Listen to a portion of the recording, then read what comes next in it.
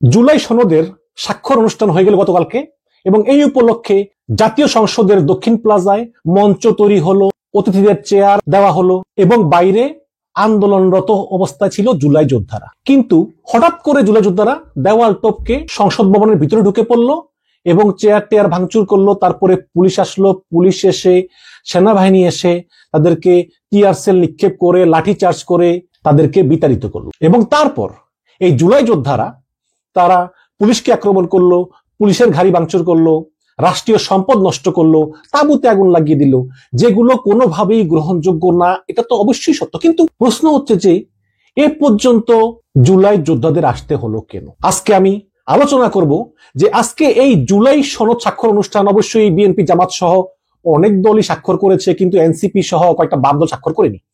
কিন্তু যেই সমস্যাটা তৈরি হলো এর জন্য আসলে দায়ী কে? বিএনপি নাকি এনসিপি নাকি জামাত নাকি জুলাই যোদ্ধারা? আমি আমার এই ভিডিওতে আজকে পুঙ্খানুপুঙ্খ বিশ্লেষণ করব এবং দর্শক আপনাদের মতামত চাই। তবে শর্ত একটাই, পুরো ভিডিও দেখে মতামত দিবেন। পুরো ভিডিও দেখে মতামত না দিলে কিন্তু আমি মনে কষ্ট পাবো। এখন দেখেন, এই জুলাই যোদ্ধারা তারা যে সরকারি সম্পদ নষ্ট করেছে, বিশৃঙ্খলা করেছে, অবশ্যই নিন্দা জানাই। এবং পাশাপাশি যেই জুলাই যোদ্ধাদের কারণে হাসিনা পালিয়ে যেতে বাধ্য হয়েছে, সেই জুলাই যোদ্ধাদের উপর আজকে যেই পুলিশি আক্রমণ তারও তীব্র নিন্দা জানাই। কিন্তু প্রশ্ন হচ্ছে কেন তারা এ পর্যন্ত আসতে বাধ্য হলো? ঐক্যমত্য কমিশন, আলী রিয়াজ, এই আলী রিয়াজ গত 1 বছর ধরে দফায় দফায় মিটিং করতেছে বিভিন্ন দলের সঙ্গে, কার কি অভিমত, কার কি মতামত এইসব করতেছে।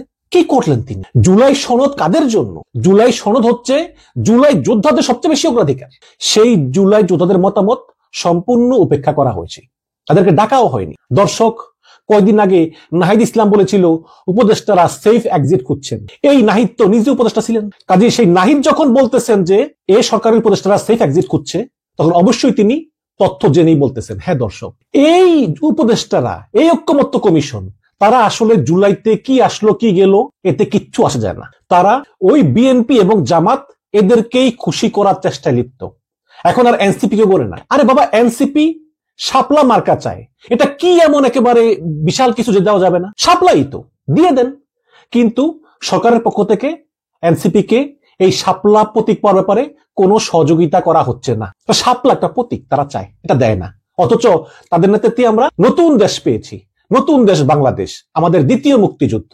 কিন্তু এই আলী রিয়াজরা তারা ওই বিএনপি এবং জামাত এরা কি বলে এদেরকেই খুশি করার চেষ্টা লিপ্ত। দেখেন, জুলাই যোদ্ধারা সংসদের বাইরে আন্দোলন করতেছে, স্লোগান দিতেছে, সরকারের কোনো খবর নাই। এবং তারা কিন্তু এর আগে আন্দোলন করেছে, কোনো খবর নাই। এই জুলাই যোদ্ধারা কেউ হাত হারিয়েছে, কেউ পা হারিয়েছে, কেউ চোখ হারিয়েছে, প্রায় 20,000-এর মতো। সবাই যদিও আসেনি এবং সমস্ত বাংলাদেশেই কিন্তু আছে, শুধু ঢাকার যারা আছে তারা এসেছে। এদের 3টা দাবি ছিল রে ভাই, মাত্র 3টা দাবি। 3টা দাবি হচ্ছে জুলাই সনদ সংশোধন করতে হবে, সনদকে স্থায়ীভাবে সংবিধানে অন্তর্ভুক্ত করতে হবে এবং জুলাই সনদে জুলাই যোদ্ধাদের স্বীকৃতি দিতে হবে। এগুলো কি অন্যায় দাবি বলেন তো আমাকে? এই দাবিগুলো কেন দিনের পর দিন মানা হলো না? তারপর যখন দেওয়াল টপকে ভিতরে ঢুকে চেয়ারে বসে পড়লো, তখন আলী রিয়াজ বাইরে এসে বলল ক্ষমা চাই, আমি এখনই সংশোধন করতেছি। তাহলে এই 1 বছরেরও বেশি সময় ধরে আপনি কি কাজ করলেন যে এখন আপনি যখন চাপে পড়লেন তখন আপনি বলতেছেন সংশোধন করব, যখন কিনা আর 1-2 ঘন্টা পরেই এই জুলাই সনদে স্বাক্ষর করবে রাজনৈতিক দলগুলো? এতদিন কি করলেন? এতদিন শুধু বিএনপি এবং জামাত যাচাই করেছে, কারণ এরা মনে করে বিএনপি বড় দল, জামাতও মোটামুটি বড় দল, কাজেই এরাই একমাত্র এই আলী রিয়াজদেরকে রক্ষা করতে পারবে। এনসিপি এগুলো করার টাইম নেই এবং জুলাই যোদ্ধাদের তো কথা ভাবেই না। না হলে এতদিন ধরে এই যোদ্ধারা স্বীকৃতি চাইলো। আরে ভাই, স্বীকৃতি তো শেখ হাসিনা যদি 2 লক্ষ 2.5 লক্ষ ভুয়া মুক্তিযোদ্ধাদেরকে প্রতি মাসে মাসে 20,000 টাকা করে মুক্তিযোদ্ধা ভাতা দিতে পারে, তাহলে এই সামান্য 20,000 জুলাই যোদ্ধা কেন ভাতা পাবে না? আরে 20,000 করেই দেন, রাষ্ট্রীয় টাকা রে ভাই, যাদের জন্য আমরা স্বৈরাচার মুক্ত হলাম। এবং এই জুলাই অভ্যুত্থানকে সংবিধানে স্থান দিলে সমস্যাটা কি? বিএনপির সমস্যা কি বলেন আপনি? এখন বিএনপি বলতেছে আমরা জুলাই সনদের সব বিষয়ে একমত না, আমরা নোট অফ ডিসেন্ট দিলাম, এটা আমাদের গণতান্ত্রিক অধিকার। কিন্তু এই জুলাই সনদটা সংবিধানে স্থান দিলে ক্ষতি কি? আমি তো বিএনপির তৃণমূলের বনেতার সঙ্গে আলাপ করেছি, তাদের কোনো সমস্যা নেই, তারা বলতেছে হ্যাঁ দিক, কারণ এই জুলাইয়ের কারণে কিন্তু আমরা ফ্যাসিবাদ মুক্ত হয়েছি। এখন বিএনপি বলতেছে যে আচ্ছা সবাই এটা সবার ম্যানিফেস্টোতে দিক, তাহলে জনগণ যাকে ভোট দিবে, ভাই সবকিছু জনগণের ভোটে হয় না। যদি সব দল ঐক্যমত্য হয়, এটাও এক ধরনের জনমত স্বীকৃতি। তারপরেও এনসিপি বলেছে যে আচ্ছা তাহলে গণভোট হোক। তাহলে আপনারা যেহেতু বলেছেন যে নির্বাচনী ম্যানিফেস্টো আকারে করতে, এটা না করে আমরা গণভোট করি। এই গণভোটে নোট অফ ডিসেন্ট সহ আপনারা প্রচারণা করবেন, আমরাও প্রচারণা করব। এই গণভোটে যদি জনগণ তাদের ভোটে এই জুলাইকে স্বীকৃতি দেয়, তাহলে আর কোনো নোট অফ ডিসেন্ট কার্যকর হবে না, কারণ গণরায় বড় রায়। বিএনপি মেনে নিয়েছে, কিন্তু বিএনপি চায় যেদিন সাধারণ নির্বাচন হবে ওই দিনই গণভোট হবে, এতে সরকারের খরচ কমবে। এটা বিএনপি যুক্তি, ঠিক আছে। কিন্তু জামাত আর এনসিপি চায় না, গণভোটটা আগে হবে, নির্বাচন পরে হবে। এই ধরনের বিভিন্ন সমস্যা কিন্তু আছে। তারপরে মনে করি যে বিএনপির বড় দল হিসাবে আরো স্যাক্রিফাইস করা উচিত। বিশেষ করে গণভোট প্রয়োজন নাই, যদি বিএনপি একবার কথা দেয় যে আমরা এই জুলাই ঘোষণাপত্রের প্রত্যেকটি দাবি মেনে নিলাম এবং আমরা যদি ক্ষমতায় যাই তাহলে আমরা প্রথম সংসদেই বিল এনে এটাকে সংবিধানের আওতাভুক্ত করব, বাস শেষ। এবং আমি মনে করি এই জুলাই ঘোষণাপত্রে এনসিপি যে দাবি বা জুলাই যোদ্ধাদের যে দাবি, এগুলো কিন্তু অন্যায় দাবি না। আচ্ছা, এনসিপির দাবি কি আমি একটু বলি।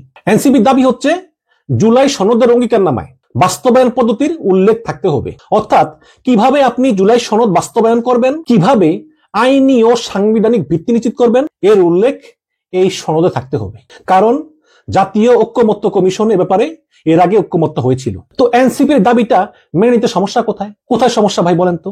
আচ্ছা, যদি এই জুলাই সনদ নিয়ে সকল রাজনৈতিক দল একমত না হয়, তাহলে কি ডক্টর ইউনূস তার নির্বাহী ক্ষমতা বলে এটা পাশ করতে পারতেন না? পারতেন। এখনো তো বলবেন যে আচ্ছা আমরা পাশ করে সমস্যা কি, পরবর্তী সরকার তো আবার বাদ দিবে, পরবর্তী সরকার বাদ দিলে তখন আন্দোলন হবে। কিন্তু এখন তো আপনি আপনার নির্বাহী ক্ষমতা বলে এই জুলাই সনদকে একটা আইনি প্রক্রিয়া একটা রূপ দিতে পারতেন, পারতেন না? পারতেন তো, সেটাও আপনি করলেন না। আপনি শুধু বিএনপি কি বলে, জামাত কি বলে, তারপরে এনসিপি কি বলে, এগুলোর একটার পর একটা করে কালক্ষেপণ করলেন। আবার এই ঐক্যমত্য কমিশনের মেয়াদ নাকি মানে এই মাসের একদম শেষ পর্যন্ত বাড়ানো হয়েছে। মানে জনগণের টাকার কি নিদারুণ অপচয় এই আলী রিয়াজরা করতেছেন। আলী রিয়াজ এবং সরকার বারবার বলল যে এই জুলাই ঘোষণাপত্র নাকি সংশোধনের কোনো সুযোগ নেই, কোনো সুযোগ নেই। অথচ আজকে যখন জুলাই যোদ্ধারা দেওয়াল টপকে ভিতরে এসে পড়লো, তখনই সুর পাল্টে গেল, বলে ক্ষমা চাই ক্ষমা চাই, এখনই সংশোধন করতেছি। কিভাবে এটা হলো? আহত জুলাই যোদ্ধারা তারা বলেছিল যে আমরা মাসিক ভাতা, চিকিৎসা, আইনি সুরক্ষা এবং নিরাপত্তা এগুলো চাই। এগুলো কি জটিল কিছু? এগুলো তো ন্যায়সঙ্গত দাবি। সঙ্গে সঙ্গে আলী রিয়াজ এই ঘোষণাপত্রের 5 নম্বর ধারা সংশোধন করলেন, আবার হাত জোর করে ক্ষমাও চাইলেন। মান সম্মানটা কার গেল? তারপর দেখলাম এদেরকে পুলিশ পিটিয়ে বার করে দিল। একটা ছেলে, তার একটা হাত নাই, ওই হাতটা কাঠের হাত ছিল, পুলিশের মারের চোটে ওই হাতটাও মাটিতে পড়ে গেল। ছেলেটার নাম আতিক। 1 বছর আগে হাসিনার পতনের পর আতিক বলেছিল যে জুলাই অভ্যুত্থানে আমার একটা হাত চলে গিয়েছে, যদি প্রয়োজন হয় আমার বাকি হাতটাও দিয়ে দেব, তবু অন্যায়ের বিরুদ্ধে প্রতিবাদ করেই যাব। কিন্তু আফসোস, সেই আরেকটা হাতেও পুলিশ মেরেছে, তবে সেটা হাসিনার পুলিশ না, ইউনূসের পুলিশ। এটা অবশ্যই নিন্দনীয়। এবং আজকে এই জুলাই যোদ্ধারা যে পুলিশকে মেরেছে এটারও নিন্দা জানাই, কারণ এই পুলিশ কিন্তু হাসিনার পুলিশ না। আমরা পুলিশ ছাড়া চলতে পারবো না, আমাদের পুলিশ দরকার। পুলিশ আমাদেরই সন্তান, আমাদেরই ভাই। পুলিশের উপর হামলা করা যাবে না।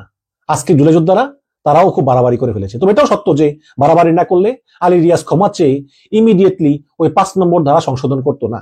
এটাই হচ্ছে এই সরকারের সমস্যা। এই সরকার আসলে এই জুলাইকে মনে ধারণ করে না। তাদের মনে একটি অবস্থা যে ক্ষমতা শেষ হওয়ার বাকি আর মাত্র 5-6 মাস, এখন সেফ এক্সিট দরকার।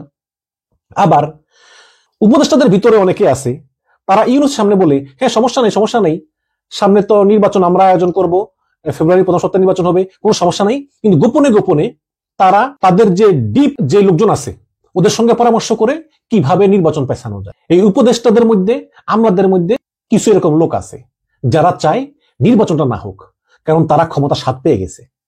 এখন সেনাপ্রধান ওয়াকারুজ্জামান এবং ডক্টর ইউনূস দুজন যেহেতু চায় যে নির্বাচন ফেব্রুয়ারিতে হোক, তারা প্রকাশ্যে কিছু বলতে পারতেছে না, কিন্তু মনে মনে চায় যাতে নির্বাচনটা না হয়। দর্শক, অনেক আশা নিয়ে আমরা ডক্টর ইউনূসকে বসিয়েছিলাম, কিন্তু তিনি এই জুলাই বিপ্লবের যে পরিপূর্ণ রূপ এটা ধারণ করতে, জাতিকে উপহার দিতে, এই জুলাই সনদকে একটা আইনি কাঠামোতে পরিণত করতে, স্বীকৃতি দিতে সম্পূর্ণভাবে ব্যর্থ হয়েছে, এতে কোনো সন্দেহ নেই। এবং এই যেই ইউনূসের যে ব্যর্থতা, এর জন্য কিন্তু ইউনূস একা দায়ী না। এর জন্য যেমন ইউনূস দায়ী, তার উপদেষ্টারা দায়ী, আমলারা দায়ী, বিএনপি দায়ী, জামাত দায়ী এবং এনসিপি অনেক ক্ষেত্রে দায়ী। সুতরাং আমি মনে করি যে এই সরকারকে আর সময় দেওয়া উচিত না। আমি এনসিপি কে বলবো, জুলাই যোদ্ধাদের বলবো, আপনাদের প্রতি সম্মান রেখেই বলছি, আমি জানি যে আপনাদের প্রতি অন্যায় করা হয়েছে এবং এই সরকার পরিপূর্ণভাবে জুলাই সনদ বাস্তবায়নও করবে না এবং এই জুলাই সনদের আইনি স্বীকৃতি দেবে না, এটা সংবিধান অন্তর্ভুক্ত করবে না। এবং বিএনপি ক্ষমতা এলে বা জামাত ক্ষমতা এলে এই জুলাই সনদকে সংবিধান স্থান দেয় কিনা সেটাও অনিশ্চিত, দিবে না বলেই বিশ্বাস। তারপরেও ভাই আপনার উচিত ছিল যে যাওয়া, অ্যাটলিস্ট গিয়ে একটা সাইন করা। কারণ আমরা যদি মিলেমিশে না থাকি তাহলে সনদ দিয়ে কি হবে ভাই? এই যে বিয়ে হয় না, বিয়ের কামিন নামায় লেখা থাকে এত টাকা দেন মোহরে বিয়ে হলো, সারা জীবন একসঙ্গে থাকবেন, তা কি হয় না? যদি শান্তি না থাকে, সমঝোতা না থাকে, দলগুলোর মধ্যে পারস্পরিক বিশ্বাস না থাকে, তাহলে সনদ দিয়ে কি হবে, তাই না? এজন্যই বলি যে আপনারা অনেক ট্রাই করেছেন, আপনারা অনেক আশা নিয়ে ডক্টর ইউনূসকে বসিয়েছেন, কিন্তু তিনি আপনাদেরকে এই একটি জুলাই সনদ উপহার দিতে ব্যর্থ হয়েছেন। যেটা দিয়েছেন সেটা হচ্ছে জুলাই সনদ নামের একটা প্রহসন। কাজেই আমরা শেষ পর্যন্ত আমরা আসলে এই গণতান্ত্রিক ধারাতে আসুন ফিরে যাই। জনগণ যাকে ভোট দিয়ে নির্বাচিত করবে সেই দলের কাছে আমরা প্রয়োজনে আবার জুলাই সনদকে আইনি ভিত্তি দেওয়ার জন্য আন্দোলন করব এবং সংবিধান স্থান দেওয়ার জন্য আন্দোলন করব। জনগণ যদি জামাতকে ভোট দেয় বা বিএনপিকে ভোট দেয়, যেই ক্ষমতায় আসুক, সেই সরকারের কাছে আমরা তীব্র দাবি তুলব, আন্দোলন করব, যাতে এই জুলাই সনদকে আইনি স্বীকৃতি দেওয়া হয় এবং এটি সংবিধানে স্থান দেওয়া হয়, এবং যাতে এই জুলাই সনদ নিয়ে এবং এর বৈধতা নিয়ে কেউ কোনো প্রশ্ন করতে না পারে। এটাই হবে আমাদের দাবি। কারণ আমাদের মহান মুক্তিযুদ্ধ যদি সবকিছুর ঊর্ধ্বে থাকে, তাহলে আমরা যেই দ্বিতীয় মুক্তিযুদ্ধ পেয়েছি, দ্বিতীয় স্বাধীনতা পেয়েছি, এটাকেও আমাদের সব প্রশ্নের ঊর্ধ্বে স্থান দিতে হবে। এবং যদি কেউ তার বিরোধিতা করে, সেটা বিএনপি হোক, জামাত হোক, এনসিপি হোক, সেই হচ্ছে এই দেশের গণশত্রু। মনে রাখবেন, এই বাংলার মানুষ শেখ হাসিনা সরকারের পুনরাবৃত্তি আর দেখতে চায় না, এবং শেখ হাসিনার প্রভু ভারতের আধিপত্যবাদ বাংলাদেশে আর চায় না। বাংলাদেশের মানুষ আত্মমর্যাদা বিসর্জন দিতে চায় না। সেই কারণেই প্রত্যেকটি রাজনৈতিক দলের উচিত পুরনো বন্দোবস্তর বদলে নতুন সম্ভাবনা গ্রহণ করা এবং একটি অবাধ সুষ্ঠু নির্বাচনই পারে সেই সম্ভাবনা সৃষ্টি করতে। এর কোনো বিকল্প নাই। আসুন ফেব্রুয়ারির প্রথমার্ধে সরকার যে নির্বাচনের ঘোষণা দিয়েছে সেই নির্বাচনকে সফল করতে আমরা সরকারকে সহযোগিতা করি।